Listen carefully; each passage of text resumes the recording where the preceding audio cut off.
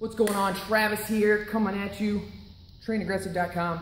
I wanted to do a quick Q&A here. I had a question come in from one of my readers asking about every minute on the minute training. He wanted to know why.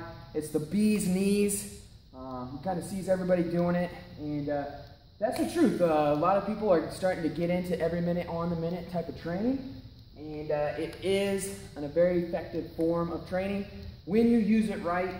There's a lot of different uses, and so I wanted to go over some of my favorite uses because within that question he asked if it's only done with supersets or if it's only for conditioning, and that's not the case.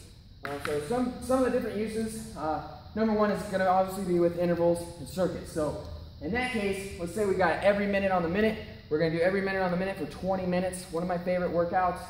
I had 5 movements. So on the first movement, you do the first exercise.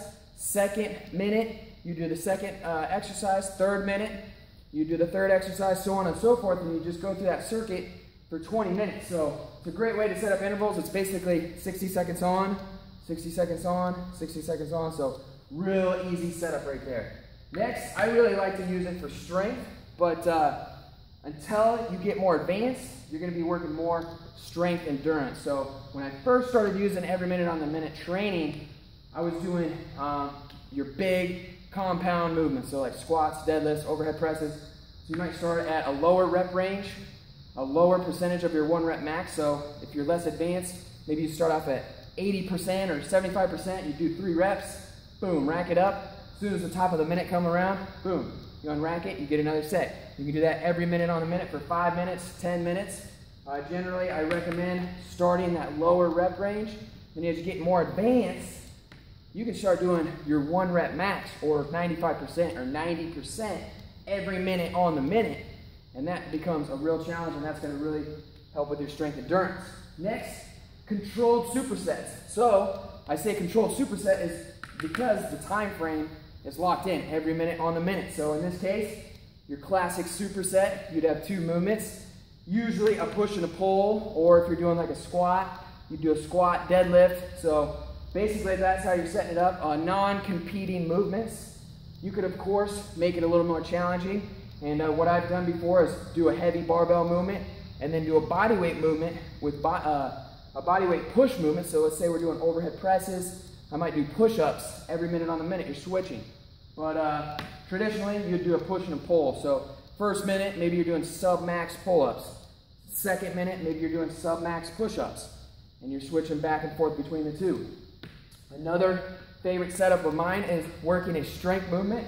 So let's say we got deadlifts on the first movement, and then the second movement we do it a power-based movement. So like a box jump, broad jumps, maybe even a short little shuttle sprint or something like that, just depending on what you're trying to work. There's a couple different ways to do that. Metcons, which most people are using every minute on the minute training for, which they're not only supposed to be used for that, but a couple different ways we can set that. Do work-based.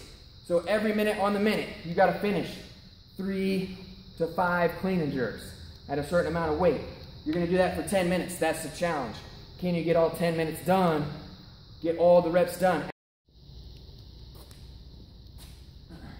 Hey, Travis coming back at you. Got cut off there, and I just wanted to finish this video up. We were talking about do work and AMRAPs.